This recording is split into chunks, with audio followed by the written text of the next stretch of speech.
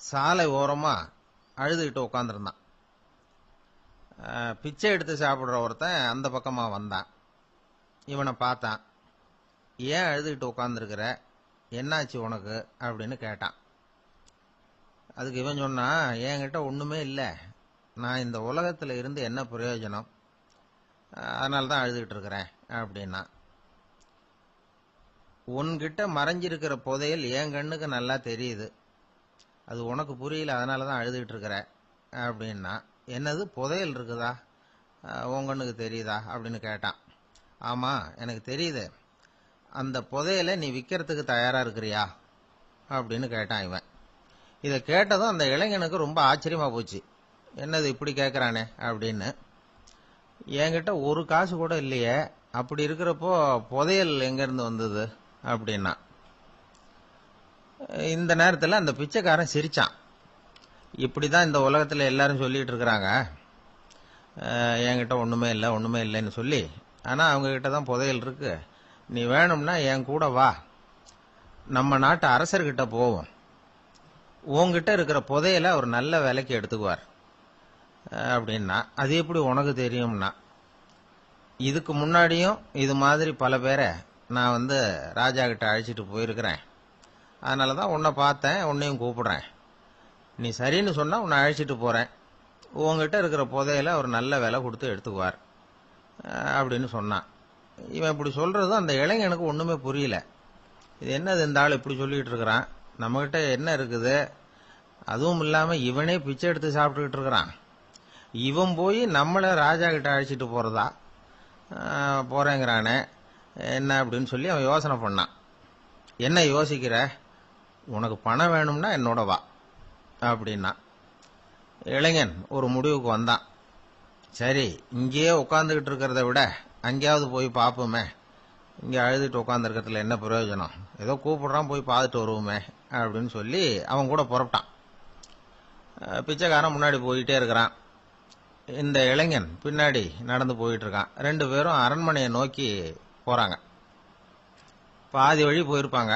வழியில அந்த பிச்சைக்காரன் சொன்னான், இத பாரு, முன்னாடியே சில விஷயங்களை நாம பேசிக்க வேண்டியிருக்கு, சரியா தெளிவா முடிவு எடுத்துக்கிட்டு அதுக்கப்புறம் ராஜா கிட்ட போகணும். ஏன்னா அங்க போய் அது முடியாது இது முடியாதுன்னு நாம நமக்குள்ள சண்டை போட்டுக்கிட்டு இருக்க முடியாது. ராஜாவுக்கு விலையை பத்தி கவலையே இல்லை, எவ்வளவு சொன்னாலும் நமக்கு பணம் கிடைச்சிரும். ஆனா அதுக்கப்புறம் நான் இதை விற்கிறதுக்கு தயாரா இல்லைன்னு சொல்லிடக்கூடாது. அதனால புதையலை விற்கிறதா இல்லையாங்கிறத இங்கேயே தெளிவா முடிவு செஞ்சுக்கணும், இல்லைன்னா ராஜா கிட்ட போய் அங்க போய் குழப்பிட்டு இருக்க முடியாது அப்படின்னு சொன்னான். இளைஞனுக்கு ஒண்ணுமே புரியல. என்ன சொல்ற நீ, என்கிட்டயா புதையலா, எங்க இருக்குது அப்படின்னு சொல்லி குழம்பி போனான். இப்போ அந்த பிச்சைக்காரன் சொன்னான், இத பாரு, இப்போ உதாரணத்துக்கு உன்னுடைய கண்களை எடுத்துக்கோ, அதுக்கு நீ என்ன விலை கேட்டுற போற, நான் அதுக்கு ராஜா கிட்ட இருந்து ஒரு 50,000 ரூபா வாங்கி தர முடியும்.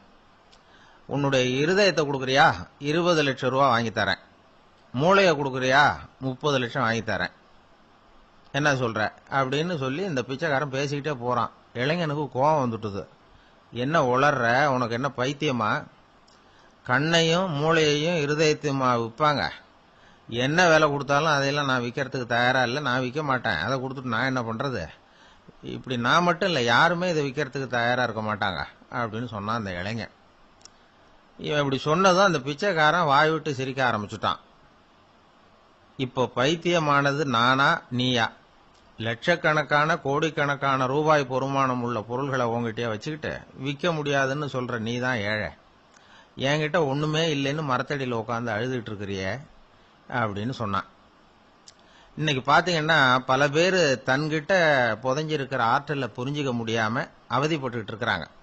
நம்ம கிட்ட என்ன இருக்குங்கிறது அவங்களுக்கு தெரியறது இல்லை, அதனாலதான் என்கிட்ட ஒண்ணுமே இல்லைன்னு சொல்லி அழுதுகிட்டு இருக்கிறாங்க. இத விளங்க வைக்கிறதுக்கு பெரியவங்க சொல்ற கதை இது. நம்ம கிட்ட இருக்கிற புதையலை நாம தான் தோண்டி எடுக்கணும். உண்மையான புதையல்ங்கிறது உள்ளே இருக்கு, ஆனா அதை வெளியில தேடுற ஆசாமிகள் தான் அதிகம். சராசரி மனித இயல்பு அப்படி. நம்ம கிட்ட விலை மதிக்க முடியாத பகுத்தறிவு இருக்கு, அதை வச்சுக்கிட்டு வாழ்க்கையில முன்னேறதுக்கு முயற்சி பண்ணணும். என்கிட்ட ஒண்ணுமே இல்லைன்னு நினைச்சு ஓரமா உட்காந்துடக்கூடாது. முயற்சி செஞ்சா முடியாத காரியம் எதுவுமே இல்லை. ஒரு ரயில்வே ஸ்டேஷன் பக்கம் வெளியில ஒரு டாக்ஸி நின்றுட்டு இருந்தது. அந்த பக்கமா வந்த ஒருத்தர் டாக்ஸி டிரைவரை பார்த்து சொன்னார், ஐயா, உங்க வண்டியில பின் சீட்ல ஒரு மணி பர்ஸ் கிடக்கு, யாரோ மறந்து விட்டுட்டு போயிருக்கிறாங்க அப்படின்னாரு. இல்ல அது காலி பர்ஸ் தான், நான் தான் அதை அங்க போட்டு வச்சிருக்கிறேன் டிரைவர். ஏன்னு கேட்டார் அவரு. இதுக்கு டிரைவர் சொன்னாரு, அதை பாக்குற யாராவது அதை எடுத்துக்கலாம்ங்கிற ஆசையிலேயாவது சவாரிக்கு வருவாங்க, அதுக்காக தான் போட்டு வச்சிருக்கிறேன் அப்படின்னார். கத்தியை தீட்டாதே புத்தியை தீட்டு அப்படின்னு ஒரு பெரியவர் புத்தி சொன்னார். அதை கேட்ட ஒரு இளைஞன், அது எப்படி பெரியவரை புத்தியை தீட்டுறது? கத்தியை தீட்டுன்னு சொன்னா ஒரு கருங்கல்ல கத்தியை தேய்க்கலாம், புத்தியை தீட்டுன்னு சொன்னா எப்படி தலையை கொண்டுட்டு போய் தரையில தேய்ச்சிட்டு இருக்க முடியுமா அப்படின்னா. அந்த பெரியவர் உடனே புரிஞ்சுக்கிட்டார், இந்த இளைஞனுக்கு புத்தி கூர்மை கம்மி அப்படிங்கறத புரிஞ்சுக்கிட்டார். அது சரி, அறிவுக்கும் புத்திசாலித்தனத்துக்கும் என்ன வித்தியாசம்? இது ஒரு முக்கியமான கேள்வி. அறிவுன்னா என்ன, புத்திசாலித்தனம்னா என்ன? இதே கேள்விய சாக்ரட்டிஸ் கிட்ட அவருடைய சீடன் ஒருத்தன் கேட்டானா. ஐயா, அறிவுக்கும் புத்திசாலித்தனத்துக்கும் என்னங்க வித்தியாசம் அப்படின்னு கேட்டிருக்கான். சாக்ரட்டிஸ் நிமிர்ந்து பார்த்திருக்கிறார் அந்த சீடனை. அதுக்கப்புறம் சொன்னாராம், நான் சொல்றேன் உன்னுடைய கேள்விக்கு பதில், ஆனா அதுக்கு முன்னாடி நீ ஒரு காரியம் பண்ணணும்னாராம். என்னங்க செய்யணும் சொல்லுங்கன்னு இருக்கான். அதோ பாரு, ஒரு பெரியவர் உட்கார்ந்துருக்கிறாரு, அவர்கிட்ட போ, இங்க இருந்து பக்கத்துல இருக்கிற அந்த கிராமத்துக்கு போய் சேர எவ்வளவு நேரம் ஆகும் அப்படின்னு கேட்டுட்டு வா அப்படி சொன்னார் சாக்ரட்டிஸ். சரின்னு சொல்லிவிட்டு இவன் போனான். அந்த பெரியவர் முன்னாடி போய் நின்னான். ஏங்க பெரியவரை, இங்க இருந்து அதோ தெரியுத அந்த கிராமத்துக்கு போய் சேர்றதுக்கு எவ்வளவு நேரம் ஆகும் அப்படின்னு கேட்டான். பெரியவர் நிமிர்ந்து பார்த்தார், ஆனா பதில் எதுவும் சொல்லல. இவன் மறுபடியும் ஒரு தடவை அதே கேள்வி அவர்கிட்ட கேட்டான். என்னங்க, நான் கேட்கறது உங்க காதுல விழுதா, அந்த கிராமத்துக்கு போய் சேர்றதுக்கு எவ்வளவு நேரம் ஆகும் அப்படின்னு சொல்லி மறுபடியும் கேட்டான். அப்பவும் அவர் பதில் சொல்லல. உடனே அவன் மனசுக்குள்ள முடிவு பண்ணிட்டான், சரி பெரியவர் ஒரு மாதிரியா தெரிகிறார், புத்தி சுவாதீனம் சரியில்லாத ஒரு மாதிரி தெரியுது அப்படின்னு நினைச்சுக்கிட்டே வந்த வழியிலேயே திரும்பி வந்துட்டான். கொஞ்ச தூரம் நடந்திருப்பான். இப்ப அந்த பெரியவர் மறுபடியும் கூப்பிட்டார், இளைஞனே இப்படி வாழ்னார். இவனுக்கு ஒன்றும் புரியல. மறுபடியும் திரும்பி நடந்தான். அவர் முன்னாடி போய் நின்னான். பெரியவர் சொன்னார், தம்பி, இங்க இருந்து அந்த கிராமத்துக்கு போய் சேர்றதுக்கு 5 நிமிஷம் ஆகும் அப்படின்னார். இப்போ அந்த இளைஞன் அந்த முதியவரை ஒரு மாதிரியா பார்க்க ஆரம்பிச்சான். அதுக்கப்புறம் கொஞ்சம் யோசிச்சான். பிறகு அவர்கிட்டே கேட்டுட்டான், ஏங்க பெரியவரை, இதே பதில அப்பவே என்கிட்ட சொல்லி இருக்கலாமே, என்ன திரும்பி போன்னு சொல்லிவிட்டு பாதி தூரம் போனதுக்கு அப்புறம் மறுபடியும் கூப்பிட்டு அதுக்கப்புறம் இப்படி சொல்றீங்களே, இது நியாயமா அப்படின்னா. பெரியவர் சிரிச்சார். அதுக்கப்புறம் சொன்னார், ஏன்பா, நீ எவ்வளவு வேகமா நடக்கிறேங்கிறத பார்க்காம நீ கிராமத்துக்கு போய் சேர வேண்டிய நேரத்தை எப்படி என்னால சொல்ல முடியும்?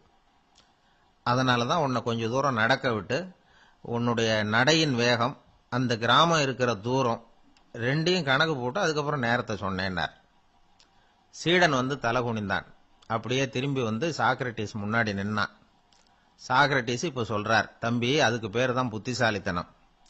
இந்த அறிவு கூர்மை வந்து எல்லா இளைஞர்களுக்கும் வரணும் அப்படிங்கறதுக்காகத்தான் கத்தியை தீட்டாத புத்தியை தீட்டு அப்படின்னு பெரியவங்க எல்லாம் சொல்லிட்டு இருக்கிறாங்க. புத்தியை தீட்டுறவங்க எல்லாம் வாழ்க்கையில அறிவாளியாராங்க, தீட்டாதவங்க கோமாளியாராங்க. இதுதான் இன்னைக்கு நடக்கிறது. அதனால அறிவு கூர்மைங்கிறது வேற. இந்த காலத்து ஆசாமி ஒருத்தர் இன்னொருத்தரை பார்த்து கேட்டார், ஏங்க, ஒரு விமானம் இங்கிருந்து புறப்பட்டு 2 மணி நேரத்துல மதுரைக்கு போய் சேருது. நல்லா கவனிங்க, ஒரு விமானம் இங்கிருந்து புறப்பட்டு 2 மணி நேரத்துல மதுரைக்கு போய் சேருது அப்படின்னா என்னோட வயசு என்னன்னு கேட்டார். இவர் கேட்கறதுல ஏதாவது அர்த்தம் இருக்கா? அதாவது இங்கிருந்து புறப்பட்டு 2 மணி நேரம் ஆகுது மதுரைக்கு போறதுக்கு, அப்படின்னா என் வயசு என்னன்னு கேட்கிறார. இதை கேட்ட உடனே அவர் பதில் சொன்னார், அப்படின்னா உங்களோட வயசு 20 அப்படின்னார். எப்படிங்க அவ்வளவு கரெக்டா சொன்னீங்க அப்படின்னு கேட்டார். வேற ஒண்ணும் இல்ல, எங்க பக்கத்து வீட்டுல ஒரு முழு பைத்தியம் இருக்கு, அதோட வயசு 40, அப்படின்னா உன் வயசு 20 தான் இருக்கணும் அப்படின்னார். அரை பைத்தியம்னு முடிவு பண்ணிக்கிட்டார். அதனால வாழ்க்கையில அறிவு கூர்மைங்கிறது ரொம்ப அவசியம். அந்த புத்திசாலித்தனம் இருக்கிறவங்க வாழ்க்கையில வெற்றி பெறுவது நிச்சயம். ஒரு ஆளை அடையாளம் கண்டுபிடிக்கணும்னா அதுக்கு சுலபமான வழி என்ன? முகத்தை பார்த்து கண்டுபிடிக்கிறது தான். ஆனா மனுஷன் தப்பு பண்ண ஆரம்பிக்கும் பொழுது அவனை கண்டுபிடிக்கிறதுக்கு வேற வழிகளை தான் கையாள வேண்டியிருக்கு. கைரேகை அதுக்கு ரொம்ப உபயோகப்படுது. கைரேகைகள் ஒருத்தருக்கு இருக்கிறது மாதிரி இன்னொருத்தருக்கு இருக்கிறது இல்லை. பல் வரிசையும் அப்படிதான். ஏமாத்துறவங்க அதிகமா போனா இருக்கிறவங்க எச்சரிக்கையா இருக்க வேண்டியிருக்குது. பயோமெட்ரிக்ஸ் அப்படிங்கிறது ஒரு பெரிய தொழில்நுட்பம். இதை உபயோகப்படுத்தி சில பாதுகாப்பு உத்திகளை எல்லாம் உருவாக்கி இருக்கிறாங்க அமெரிக்காவில். வீட்டுக்கு சொந்தக்காரர் குரல் கொடுத்தா கதவு திறக்கும், அல்லது அவர் கை வச்சா கதவு திறக்கும். மற்றவங்க யாரு என்ன பண்ணாலும் கதவு திறக்காது. இது ஒரு முறை. அவரோட குரல் அல்லது கைரேகை ஒரு எலக்ட்ரானிக் சாதனத்துல ஏற்கனவே பதிவு பண்ணப்பட்டிருக்கும். இவர் குரல் கொடுக்கறப்போ அல்லது கையை வைக்கிறப்போ அதை ஒப்பிட்டு பார்த்து சரியா இருந்தா கதவு திறக்கிறது மாதிரி ஒரு ஏற்பாடு இது. இதே மாதிரி ஒருத்தரோட விழித்திரையில உள்ள இரத்த குழாய் அமைப்பு பாருங்க, அது கூட ஒருத்தருக்கு இருக்கிறது மாதிரி இன்னொருத்தருக்கு இருக்கிறது இல்லை.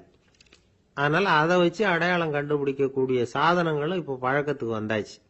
கைரேகையை ஒப்பிடுற சாதனத்தை விட விழித்திரை இரத்த குழாய் அமைப்பை அடையாளம் காணுற சாதனம் இருக்கு பாருங்க, இது ரொம்ப நுட்பமானது. இது நம்ப தகுந்தது. ஒரு ஆளை அடையாளம் கண்டுபிடிக்கிறதுக்கு இது எடுத்துக்கிற நேரம் ஒரு வினாடி தான். ஒரு கருவி இருக்கும், அதுல உள்ள ஒரு சிறு துளையில கண்ணை வச்சு பார்க்கணும். உடனே இந்த சாதனம் குறைந்த சக்தி உள்ள இந்த அகசிவப்பு ஒளியை பாய்ச்சி அவரது விழித்திரையின் இரத்த குழாயை ஆராய்ச்சி பண்ணி ஏற்கனவே அதோட நினைவு பெட்டகத்துல பதிவு பண்ணி வச்சிருக்கிறோமே அந்த அமைப்புகளோட இதை ஒப்பிட்டு பார்த்து சரியான ஆள் தானா இல்லையா அப்படின்னு அடையாளம் காட்டிவிடும். குரலை வச்சு அடையாளம் கண்டுபிடிக்கிறதும் இந்த பயோமெட்ரிக்ஸ் முறைகள்ல ஒண்ணு. ஒரு நபரோட குரல்ல டிஜிட்டல் குறியீடுகளை மாத்தி பதிவு பண்ணிக்கிட்டு மீண்டும் அதே குரலை இனம் காணக்கூடிய சாதனங்கள் ஏற்கனவே அமெரிக்காவில எல்லாம் விற்பனைக்கு வந்தாச்சு. ஒரு ஆளுக்கு ஜலதோஷம் பிடிச்சிருந்தா கூட அந்த சாதனம் சரியாவே கண்டுபிடிச்சிருமா. குரலை மாத்தி பேசுறவங்க கூட இந்த கருவியை ஏமாற்ற முடியாது. இத ஆஸ்பத்திரிகள், வங்கிகள்ல உள்ள இரும்பு பெட்டக காப்பறைகள் இங்கெல்லாம் உபயோகப்படுத்தலாம். குழந்தைகள் உள்ள இடங்களுக்கு இது ரொம்ப உபயோகப்படும். கதவு பூட்டிக்கிட்டுதுன்னு வச்சுக்கோங்க, கதவை திறக்கிறதுக்கு சாவி உபயோகப்படுத்த தெரியாத குழந்தைகள் குரல் எழுப்பிய கதவை திறந்துட முடியும். எதிர்காலத்தில் இந்த பயோமெட்ரிக்ஸ் முறை இன்னும் பல ஆச்சரியங்களை ஏற்படுத்தும் அப்படின்னு எதிர்பார்க்கறாங்க. ஸ்டியரிங்க தொட்டதுமே காரு ஸ்டார்ட் ஆயிடும், சாவி வேண்டியதில்லை.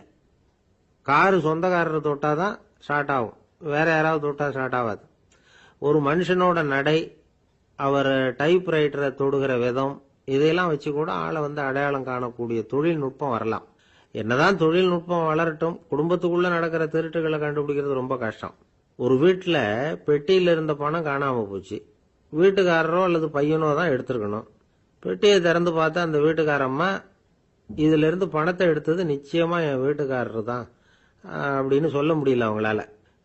யோசிச்சாங்க. என்னம்மா இப்படி யோசிக்கிறீங்களேன்னு கேட்டிருக்காங்க. நிச்சயமா இந்த பணத்தை எடுத்தது என் வீட்டுக்காரர் இல்லை அப்படின்னு உறுதியா சொல்லிவிட்டாங்க அந்த அம்மா. இது கேட்டவங்களுக்கு ரொம்ப ஆச்சரியமா இருந்தது. அந்த வீட்டுக்காரருக்கு அது ரொம்ப பெருமையா இருந்தது. அது எப்படி அவ்வளவு கரெக்டா சொல்றீங்க அப்படின்னு கேட்டிருக்கிறாங்க. அப்போ அந்த அம்மா சொல்லிச்சான், பெட்டியில இன்னும் கொஞ்சம் பணம் மிச்சம் இருக்குது, இவர் எடுத்திருந்தாருன்னா அப்படி மிச்சம் வச்சிருக்க மாட்டார், அதனாலதான் அப்படி சொன்னேன் அப்படின்னாங்க. அங்க ஒரு புதர் தெரியுது இல்லையா, இந்த புதருக்குள்ள ஒரு சிங்கம் இருக்கு. அந்த பக்கமா நான் போறப்போ வர்றப்போலாம் அது என்கிட்ட வம்பு வளர்க்குது, தகராறு செய்யுது, என் மேல பாயுது, என்னை தாக்குது, ஏன்னு தெரியல அப்படின்னுது. இதை கேட்டதும் அந்த குரங்கு சொல்லிச்சு, இனிமே கவலைப்படாத, இந்த தடவை நான் உன்னை காப்பாத்துறேன்னுது. அதுக்கப்புறம் ஒரு நாள் அந்த குரங்கும் கழுதியும் அந்த புதர் பக்கமா போய்கிட்டு இருந்தாங்க. எதிர்பார்த்தது மாதிரியே நடந்தது. அந்த சிங்கம் எதிரில் வந்தது, கழுதியை பார்த்தது, உடனே அது மேல பாய ஆரம்பிச்சுட்டுது. அவ்வளவுதான். உடனே இந்த குரங்கு என்ன பண்ணிச்சு தெரியுமா, கிடுகிடுன்னு ஒரு மரத்து மேல ஏறி உட்காந்துக்கிட்டது. அங்க உட்காந்துக்கிட்டு கீழே அந்த கழுதையும் சிங்கமும் போடுற சண்டையை வேடிக்கை பார்க்க ஆரம்பிச்சுட்டுது. கொஞ்ச நேரம் கழிச்சு அடிபட்ட காயத்தோட அந்த கழுதை மெதுவா நடந்து வந்தது. குரங்கும் மெல்ல மரத்தை விட்டு கீழே இறங்குச்சு. இப்ப கழுதை கேட்டுது, என்னை காப்பாத்துறேன்னு சொல்லிவிட்டு காலவாரி விட்டுட்டியே, நீ பாட்டுக்கு மரத்து மேல ஏறி உட்காந்துக்கிட்டே, இது நியாயமானது. குரங்கு பரிதாபமா அதை பார்த்தது. நான் மரத்து மேல இருந்து நீங்க 2 பேரும் சண்டை போட்டதை பார்த்துக்கிட்டு தான் இருந்தேன், உன்னோட சத்தம் தான் அதிகமா இருந்தது, அது நீ சிரிக்கிற மாதிரி எனக்கு கேட்டுது, அதனால நீ தான் ஜெயிச்சுக்கிட்டு இருக்க போல இருக்கு அப்படின்னு நினைச்சுட்டேன்னு. இன்னைக்கு பல பேர் இப்படிதான் இருக்கிறாங்களாம். யாரு ஜெயிக்கிறாங்க யாரு தோக்குறாங்கிறத முகத்தை பார்த்து கூட கண்டுபிடிக்க முடியறதில்ல, பேசுற பேச்சை வச்சு கூட கண்டுபிடிக்க முடியறதில்ல. தோற்கிறவங்க கூட சிரிக்கிற மாதிரி முகத்தை வச்சுக்கிறான். இன்றைய மனிதர்கள் கிட்ட ஏகப்பட்ட முரண்பாடுகள். பொய் முகங்களோட உலவுகிறவர்கள் தான் அதிகம். உண்மை முகம் எங்க இருக்கு அப்படிங்கறத புரிஞ்சுக்கிட்டு நண்பர்களை தேர்ந்தெடுக்கணும் அப்படிங்கிறது ஒரு முக்கியமான கருத்து. கடவுள் இந்த உலகத்தை படைச்சுட்டு அதுக்கப்புறமும் கொஞ்ச நாள் இங்கே தங்கி இருந்தாராம். அப்பதான் அவருக்கு ஒரு உண்மை புரிஞ்சுதான், இந்த உலகத்துல தங்கி இருக்கிறது எவ்வளவு இடைஞ்சல்னு. தினமும் மனிதர்கள் தேடி வந்து ஏதாவது புகார் சொல்லிக்கிட்டே இருந்தாங்களாம். எனக்கு அது வேணும் இது வேணும்னு கேட்டுக்கிட்டே இருந்தாங்களாம். சில பேர் வந்தாங்க, நாங்கள் வந்து விவசாயம் பண்ணுறோம், தண்ணி இல்லாமல் பயிர் காயுது, எங்களுக்கு மழை வேணும் அப்படின்னாங்க. அவங்க போனதும் அதுக்கப்புறம் சில பேர் வந்தாங்க, நாங்கள் வந்து மண்பானை செய்கிறவங்க, நிறைய பானை செஞ்சு வச்சிருக்கிறோம், மழை பெஞ்சா எல்லாம் கரைஞ்சி வீணாக போயிடும், அதனால இன்னைக்கு மழை பெய்யக்கூடாதுன்னாங்க. கடவுள் பார்த்தார், அவருக்கு என்ன பண்ணுறதுன்னே தெரியல, ஏகப்பட்ட குழப்பம், தலையை பிச்சுக்கலாம் போல இருந்தது, கிட்டத்தட்ட பைத்தியம் முடிக்கிற அளவுக்கு ஆயிட்டுது. எல்லாருடைய ஆசைகளையும் அவரால் நிறைவேற்ற முடியல, ஏன்னா ஒன்றுக்கு ஒன்று முரண்பாடாக இருந்தது. ஒரு நாள் தன்னுடைய அமைச்சரவையை கூட்டி ஆலோசனை கேட்டார். என்ன செய்யலாம்னு சொல்லுங்கன்னார். இது என்ன பிரமாதம், பேசாமல் இமயமலை அடிவாரத்தில் போய் உட்காந்துங்க, யாரும் தொந்தரவு பண்ண மாட்டாங்கன்னாங்க. அங்கேயும் மனிதர்கள் வர ஆரம்பிச்சுருவாங்களேன்னார் கடவுள். சரி அப்படின்னா சந்திரனில் போயிருந்துக்கலாமேன்னாங்க. அங்கேயும் மனுஷன் குடி வர போகிறான் அப்படின்னார் கடவுள். வெகு தூரத்துக்கு அப்பால் உள்ள நட்சத்திர மண்டலத்துக்கு போயிடலான்னாங்க. இதெல்லாம் நிரந்தர தீர்வாகாது, நிரந்தரமா இந்த மனிதனுடைய தொல்லையிலிருந்து நான் விடுபடணும், அதுக்கு ஏதாவது வழி சொல்லுங்கன்னார் கடவுள். ஒரு வயசான ஆள் வந்தார். கடவுளுக்கு காதோட காதா ஒரு வழியை சொன்னார். கடவுளுக்கு முகம் மலர்ந்தது. அதுதான் சரி, அப்படியே செஞ்சுடலான்னார். அந்த ஆள் சொன்ன ரகசியம் என்ன தெரியுமா? மனிதனால அடைய முடியாத ஒரு இடம் இருக்கு, அது வேற எங்கேயும் இல்லை, அவனுக்கு உள்ளே இருக்குது, அங்க போய் மறைஞ்சுங்க, அதுக்கப்புறம் மனிதர்களால உங்களுக்கு தொந்தரவு இருக்காதுன்னார். மனிதன் நினைக்காத இடம் அதுதான். அதாவது உள்ளுக்குள்ள இருக்கிற உண்மையை புரிஞ்சுக்காம வெளியில எங்கேயோ அது இருக்கிறதாக நினைச்சு வரட்டிட்டு அலையறான் மனுஷன். உள்ளே இருக்கிற உண்மை புரிஞ்சா நாம தன்னம்பிக்கையோட தலை நிமிர்ந்து வாழலாம். வேடிக்கையா ஒரு கதை சொல்லுவாங்க. இதை பாருங்க, நம்ம பையன் எங்க பணம் வச்சாலும் எடுத்து விடுறான், என்ன பண்றதுன்னாங்க அம்மா. அப்பா கொஞ்ச நேரம் யோசனை பண்ணார். அதுக்கப்புறம் சொன்னார், அவன் கண்ணுல படாத இடமா நம்ம வீட்டில் இருக்கிறது ஒரே இடம் தான், அங்க பணத்தை வை திருட்டு போவாதுன்னார். அது எந்த இடம்னு கேட்டாங்க. அதுதான் அவன் பாட புஸ்தகம், அதுல வச்சிரு, அவன் தொடவே மாட்டான், பாட புத்தகத்தை தொடாம பரீட்சையில வெற்றி பெற முடியாது அப்படிங்கறத புரிஞ்சுக்கணும். உள்ளே இருக்கிற உண்மையை தொடாமல் வாழ்க்கையில வெற்றி பெற முடியாது. அதனால உண்மையை புரிஞ்சுக்கிட்டா வாழ்க்கையில வெற்றி நிச்சயம். ஒரு ஊர்ல ஒரு மன்னர் இருந்தார். புத்தி கூர்மை உள்ள ஒரு மன்னர். பொதுவா மன்னர்களுக்கு சந்தேகம் வந்தா சபையில உள்ள சான்றோர்கள் கிட்ட கேட்டு தெரிஞ்சுக்கிறது தானே வழக்கம். ஆனா இங்க அப்படி இல்லை. மற்றவங்களுக்கு சந்தேகம் வந்தா மன்னர்கிட்ட வந்து கேட்டு தெரிஞ்சுக்குவாங்க. அது மாதிரி கேட்டு தெரிஞ்சுக்கிறதுக்காக ஒரு பெரியவர் ஒரு நாள் வந்தார். அவர் கையில 3 பொம்மைகள் வச்சிருந்தார். 3 ஒரே மாதிரி பொம்மைகள், கொஞ்சம் கூட வித்தியாசம் தெரியல. ஏது இந்த பொம்மைன்னு கேட்டார் மன்னர். எனக்கு வேண்டியப்பட்ட ஒருத்தங்கிட்ட இருந்து இதை வாங்கிட்டு வந்திருக்கிறேன், நான் தான் அவன்கிட்ட இந்த பொம்மையை செஞ்சு கொடுக்கும்படியா கேட்டுக்கிட்டேன். அவன் ரொம்ப புத்திசாலி, அவன் தான் இதை செஞ்சு கொடுத்தான், ஆனா அதுல ஒரு சிக்கல் அப்படின்னார். என்ன பிரச்சனைன்னு கேட்டிருக்காரு இவர். நான் அவன்கிட்ட கேட்டது 3 விதமான பொம்மைகளா இருக்கணும்னு கேட்டேன், அவன் என்னடான்னா 3 ஒரே மாதிரியா செஞ்சு கொடுத்துட்டான் அப்படின்னார். அவங்கிட்டயே கேட்கறது தானே அப்படின்னு இருக்காரு இவர். கேட்டேன், அவன் என்ன சொல்றான்னா இது 3 ஒரே மாதிரி பொம்மை கிடையாது, 3 விதம், ஒண்ணுக்கு ஒண்ணு வித்தியாசம் இருக்குது. இந்த 3 பொம்மையும் 3 விதமான நண்பர்களுக்கு உதாரணங்கள் அப்படின்னு சொல்றான். எனக்கு ஒன்றும் புரியல, அதுதான் உங்ககிட்ட வந்தேன் அப்படின்னார். சரி, அந்த பொம்மைகளை இப்படி கொடுங்க அப்படின்னு வாங்கினார் மன்னர்.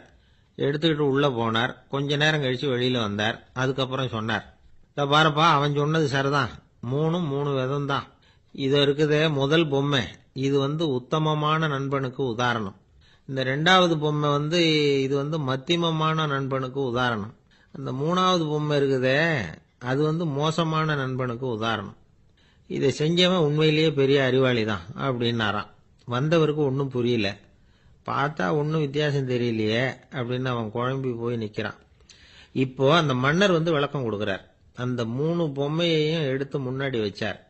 ஒரு மெல்லிய கம்பிய கையில எடுத்தார். அந்த முதல் பொம்மை காதுல விட்டார்.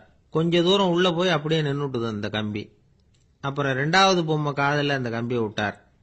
அந்த கம்பி என்னாச்சுன்னா அப்படியே அது வாய் வழியா வெளில வந்தது. 3வது பொம்மை காதுல கம்பியை செலுத்தினார். அது நேரா இன்னொரு காது வழியா வெளியில வந்தது. இப்ப இந்த முதல் வகை இருக்குதே, அது மாதிரியான நண்பர்கள் எப்படி தெரியுமா?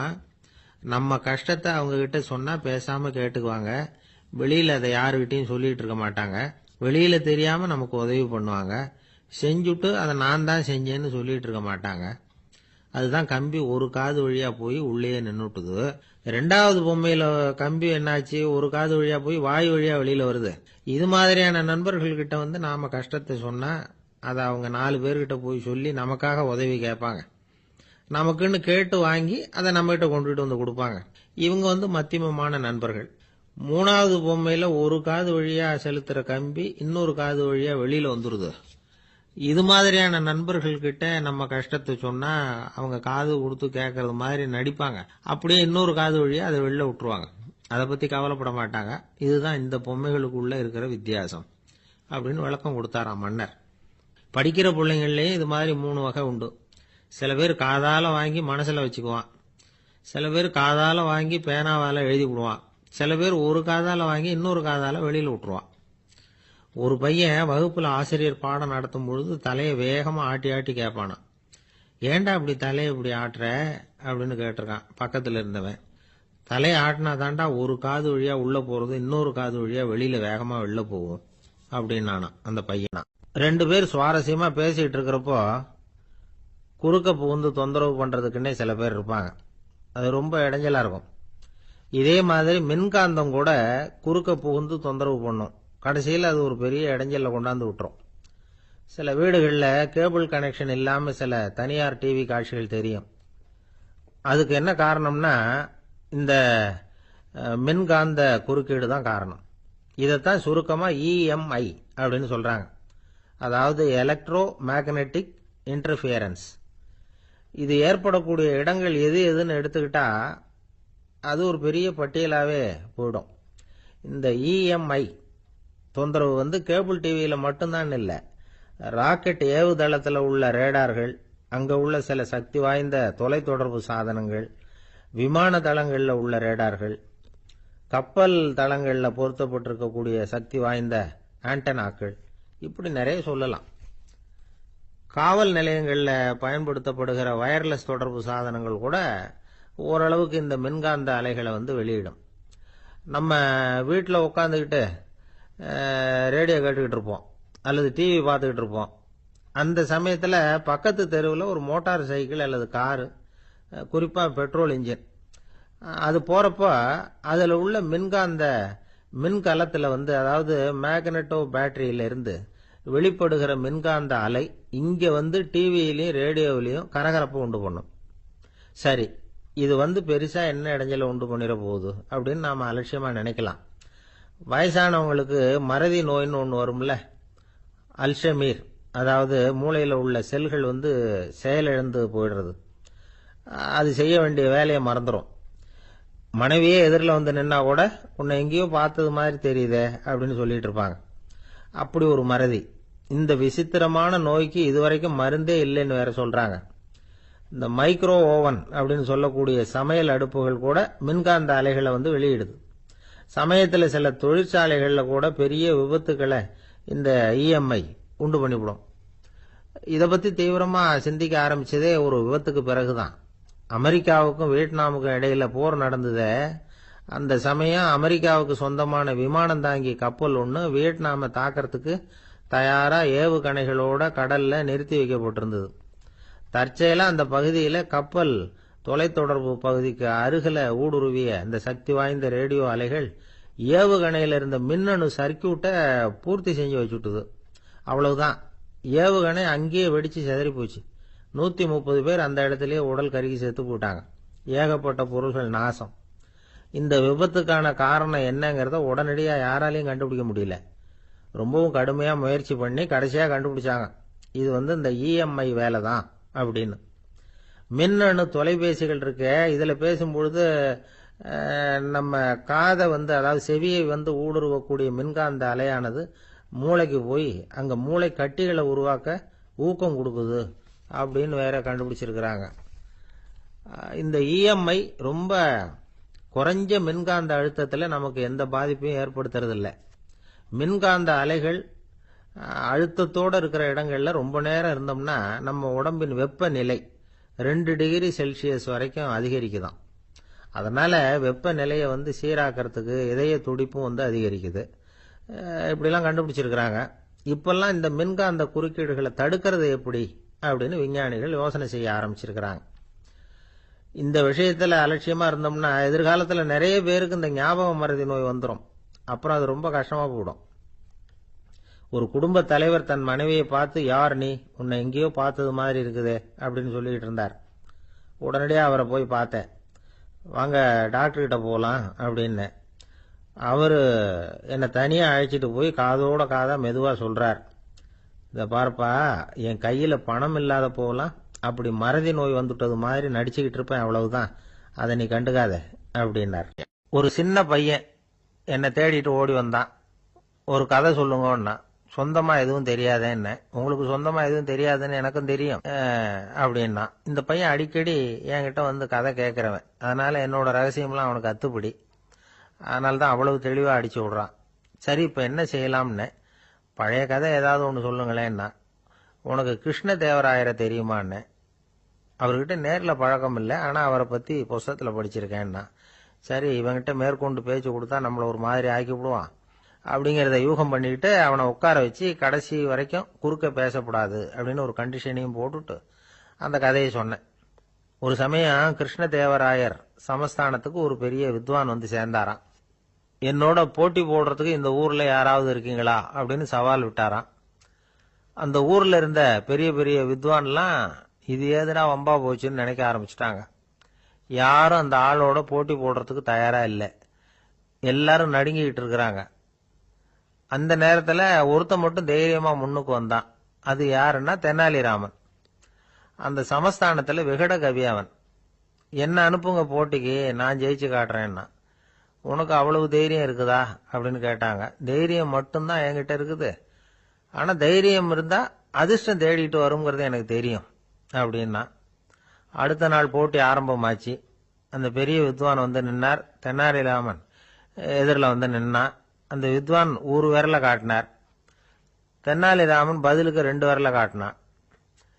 வித்வான் 3 விரல காட்டினார். இவன் உடனே 4 விரல காட்டினான். உடனே 5 விரல காட்டினார் அவரு. தெனாலிராமன் உடனே தன்னுடைய கை முஷ்டியை காட்டினான், கையை மூடி காட்டினான். அவ்வளவுதான். அந்த பெரிய வித்வான் கிருஷ்ணதேவராயர் காலில் விழுந்தார். நான் தோத்துட்டேன், என் தோல்வியை ஒத்துக்கிறேன் அப்படின்னு சொல்லிவிட்டார். கிருஷ்ணதேவராயர் அவரை தனியா அழைச்சிட்டு போய் என்ன நடந்ததுன்னு விசாரிச்சார். அந்த வித்வான் விளக்கம் கொடுத்தார். ஆண்டவன் ஒருவன் தான் உண்டுங்கிறத விளக்கறதுக்காக நான் ஒரு விரல காட்டினேன். அப்படி இல்ல, சக்தியை சேர்த்தா சக்தி சிவன் 2 பேர் உண்டுன்னு உங்க வித்வான் 2 விரல காட்டினார். மூர்த்திகள் 3 பேருங்கிறதுக்காக நான் 3 விரல காட்டினேன். வேதங்கள் 4ன்னு சொல்லி அவர் 4 விரல காட்டினார். பஞ்சபூதங்கள் 5ன்னு நான் 5 விரல காட்டினேன். அதையெல்லாம் அடக்கி ஆளணும்னு சொல்லி அவர் கையை மூடி உறுதியா காட்டினாரு. அடடா, உங்க வித்வானுக்கு எப்பேற்பட்ட அறிவு, அவர் தான் ஜெயிச்சார், நான் தோத்துட்டேன் அப்படின்னார் அவர். அப்படி சொல்லிவிட்டு அவர் போயிட்டார். அதுக்கப்புறம் தெனாலிராமனை கூப்பிட்டு என்னப்பா நடந்தது அப்படின்னு கேட்டாராம். அதுக்கு தெனாலிராமன் விளக்கம் கொடுத்துருக்கிறான். அவன் முதல்ல என்ன கொன்னுடுவேன்னு அந்த வித்வான் ஒரு விரல காட்டினான். உடனே ஒரு 2 கண்ணையும் தோண்டி போடுவேங்கிறதுக்காக நான் 2 விரல காட்டினேன். உனக்கு நாமம் போட்டுருவேன்னு சொல்லி 3 விரல காட்டினான். அதை அழிச்சிருவேன்னு 4 விரல காட்டினேன். உன்னை அரைஞ்சிருவேன்னு அவன் 5 விரல காட்டினான். நான் உங்களை குத்தி போடுவேன்னு சொல்லி கையை மூடி காட்டினேன் அப்படின்னா. இப்ப பாருங்க, ஜெயிச்சது யார்? தைரியம் மட்டும் இருந்துட்டா அதிர்ஷ்டம் தானா தேடி வருங்கிறது எவ்வளவு உண்மையா போச்சு. அதனால நாம எப்பவும் தைரியமா இருக்கணும்னு சொல்லிவிட்டு என் எதிரில் கதை கேட்டுட்டு உட்காந்துருந்த சின்ன பையனை பார்த்தேன். அவன் என்னை நிமிர்ந்து பார்த்தான். அவன் தன்னோட கை கால் 2ஐயும் ஒரு மாதிரியா என் முன்னால தூக்கி 20 விரல காட்டினான். எனக்கு ஒன்றும் புரியல. இதுக்கு என்னப்பா அர்த்தம்னு கேட்டேன். இதே கதையை இதுக்கு முன்னாடி என்கிட்ட 20 தடவை நீங்க சொல்லியிருக்கீங்கன்னு அர்த்தம் அப்படின்னு. ஒரு நண்பர் அவசர அவசரமா என்கிட்ட ஓடி வந்தார். அப்புறம் சொன்னார், என்னால நம்பவே முடியல சார், என் பையனா இப்படி அப்படின்னு சொல்லி ஆச்சரியப்பட்டார். உங்க பையன் அப்படி என்னதான் செஞ்சுட்டான்னு கேட்டேன். என்னால முடியாத ஒரு காரியத்தை அவன் சுலபமா செஞ்சுட்டான் சார் அப்படின்னார். அது என்ன, உங்களால முடியாத காரியத்தை அவன் செஞ்சுட்டாங்கிறீங்க, அது என்ன காரியம்னு தான் சொல்லுங்களேன். என்ன 5ஆம் வகுப்புல அவன் ஒரே தடவையில பாஸ் ஆயிட்டான் சார், அதாவது ஒரே அட்டம்ப்ட்ல பாஸ் ஆயிருக்கிறான் அப்படின்னார். மூச்சு வாங்க. கஷ்டப்பட்டு பரீட்சை எழுதினவன் அவன், இவருக்கு மூச்சு வாங்குது. நம்மால செய்ய முடியாத ஒரு காரியத்தை இன்னொருத்தர் செய்யும் போது அது நமக்கு ஆச்சரியமா தெரியுது. இப்ப சர்க்கஸ் பாக்குறோம், அங்க ஒருத்தர் அந்த இடத்துல தொங்குறார். அதை பாக்குறப்போ அது நமக்கு ஆச்சரியமா தெரியுது. ஏன்னா அது மாதிரி அந்த இடத்துல தொங்குறதுங்கிறது நம்மால முடியாத காரியம். நம்மால முடியாத ஒன்ன அடுத்த ஒருத்தர் ரொம்ப சுலபமா செய்யறப்போ நாம மருள்வது இயற்கை. இதைத்தான் தொல்காப்பியம் மருட்கை அப்படின்னு சொல்லுது. இந்த வியப்பு இருக்குதே, இது 4 வகையில ஏற்படுதான். அதையும் தொல்காப்பியம் தான் சொல்லுது. அது என்ன 4 வகை அப்படின்னா, முதல் வகை எப்படின்னா புதுமையான அரிய செயல்களை செய்வது. 2வது வகை என்னன்னா பெரிய செயல்களை செய்யறது. 3வது வகை எப்படின்னா மிக நுட்பமான செயல்களை செய்யறது. 4வது வகை ஆக்கம் தரும் செயல்களை செய்யறது. புதுமை, பெருமை, சிறுமை, ஆக்கமோடு மதினம் சாலா மருட்கை 4 அப்படிங்கிறது தொல்காப்பியம். இன்னைக்கு விஞ்ஞானம் புதுசு புதுசா எதையோ கண்டுபிடிச்சிக்கிட்டு இருக்குது. அந்த கண்டுபிடிப்புகளை எல்லாம் பார்க்கறப்போ ஆரம்பத்தில் ஆச்சரியமா இருக்கு, அதுக்கப்புறம் நமக்கு பழகி போடுது. இப்போ வானொலி பெட்டி புதுசா வந்தப்போ அதை சுற்றி எவ்வளவு கும்பல், ஒரு பெட்டி பேசுது அப்படிங்கிறது எவ்வளவு வியப்புக்குரிய விஷயம். இப்ப யாரும் வானொலி பெட்டியை ரொம்ப ஆச்சரியத்தோட பாக்குறது இல்ல. வச்சிருந்தாதான் ஆச்சரியமா பார்ப்பாங்க சில பேர், இந்த காலத்துல இப்படி வச்சிருக்கிறாரேன்னு சொல்லி. மாறா அதை அலட்சியமாவும் பார்க்க ஆரம்பிச்சுட்டாங்க. மதினம் சாலா மருட்கை அப்படின்னு ஒரு சொற்றொடர் வருது பாருங்க, அதுல கருத்தாழம் உண்டு. எதை பத்தியும் போதுமான அளவு புரிஞ்சிக்காதப்போ ஒருத்தர் ஆச்சரியப்படுறார், புரிஞ்சுகிட்டதுக்கு அப்புறம் ஆச்சரியம் மறைஞ்சு போடுது. மிக நுட்பமான செயல்களும் நம்மளை ஆச்சரியப்பட வைக்குது. ஒரு அரிசியில ஒரு திருக்குறள் எழுதி காட்டுறாங்க, ஒரு முட்டை ஓட்டுக்குள்ள ஓவியம் தீட்டி காட்டுறாங்க. கருங்கல் சிற்பங்கள்ல எவ்வளவு நுட்பமான வேலைப்பாடுகள், அதையெல்லாம் பார்த்து ஆச்சரியப்படுறோம். இது மாதிரியே ஆக்கப்பூர்வமான செயல்களும் நம்மளை வியப்பில் ஆழ்த்தும். குப்பை கூளங்களை கூட வாழ்க்கைக்கு பயன்படுகிற பொருளா மாற்றுகிறவர்கள் இருக்கிறாங்க. அவங்களுடைய செயல் நமக்கு ஆச்சரியத்தை தருது. இடைக்காட்டு சித்தர்னு ஒருத்தர் இருந்தார். அவர் பாடிய 30 நூல்ல ஒரு பாட்டு வருது. ஆற்றல் பிறர் அறிதலின் ஆகம் கிளர்வு உறுதலின் கற்று அறிபாணர் கெழுமிய கோடலின் தோற்றம் உருகவே போற்றல் சால் வியப்பே. ஒருத்தருடைய ஆற்றல் தெரியாமல் இருந்தது, அவருடைய அரிய செயல்களை பார்க்கும் பொழுது வியப்பா இருந்தது, மனசுக்குள்ள கிளர்ச்சி. பாவலர்கள் இவர்கள் புகழப்பாடி மற்றவர்களும் தெரிந்து கொள்ளுமாறு செய்கிறார்கள். ஆக எல்லா வகையிலுமே மக்கள் தங்களுடைய வாழ்க்கையில முன்னேறுவதற்கு வழிகாட்டுகிற ஒரு மெய்ப்பாடு தான் வியப்புங்கிறது. இன்னைக்கு இளைஞர்கள் இதை நல்லா புரிஞ்சுக்கணும். ஆச்சரியப்படுங்கள், ஆச்சரியப்பட வைப்பீர்கள். இந்த காலத்துல நம்ம எப்படி எல்லாமோ ஆச்சரியப்பட வைக்கிற அதிசய மனிதர்கள் இருக்கிறாங்க. ஒரு ஆளை பிடிச்சி ஜெயிலுக்கு கொண்டுட்டு வந்தாங்க. சிறை அதிகாரி அவனை ரொம்பவும் ஆச்சரியமா பார்த்தார். இவன் கேட்டான், ஏன் சார் அப்படி பாக்குறீங்க, நான் இப்ப இங்க வந்தது உங்களுக்கு ஆச்சரியமா இருக்கா அப்படின்னு கேட்டான். இதுக்கு சிறை அதிகாரி சொன்னார், நீ இப்போ இங்க வந்ததுல எனக்கு ஒன்னும் ஆச்சரியம் இல்லப்பா, ஏற்கனவே நீ இங்கிருந்து விடுதலை ஆகி போய் 6 மாசம் ஆச்சு, இவ்வளவு லேட்டா திரும்பி வர்றியா, அதுதான் எனக்கு ஆச்சரியம் அப்படின்னாராம். இது ஒரு வகையான ஆச்சரியம். ஆனா வாழ்க்கையில வியப்புங்கிறது ஒரு தேவைப்படுகிற மெய்ப்பாடு. ஆச்சரியப்படுவோம், ஆச்சரியப்பட வைப்போம். அப்படி இந்த உண்மையை புரிந்து கொண்டோம்னா நம்ம வாழ்க்கையில வெற்றி நிச்சயம். ஒருத்தர் வேகமா நடந்து போறார். கடத்தெருவுல ஒரு ஸ்வீட்டு கடையை பாக்குறார். உடனே சடன் பிரேக் போட்டது மாதிரி நிக்கிறார். ஒரு ஸ்வீட் வாங்கி சாப்பிடலாமேன்னு மனசு சொல்லுது. டாக்டர் வேணாம்னு சொல்லியிருக்கிறார், உடம்புக்கு ஒத்துக்காது, அதனால அது வேணாம்னு சொல்லுது அறிவு. இவர் மனசு சொல்றத கேட்கல, அறிவு சொல்றபடி கேட்கிறார். அதனால மறுபடியும் வேகமா அங்கிருந்து நடந்து போயிடுறார். அவர் நல்ல மனுஷன். மனுஷனுக்கு அறிவும் இருக்குது, உணர்ச்சியும் இருக்குது. எதுக்கு எடுத்தாலும் உணர்ச்சி வசப்பட்டுக்கிட்டு இருக்கக்கூடாது, அறிவு வசத்துல நாம இருக்கணும். அப்பதான் நாம நல்லபடியா வாழ முடியும்.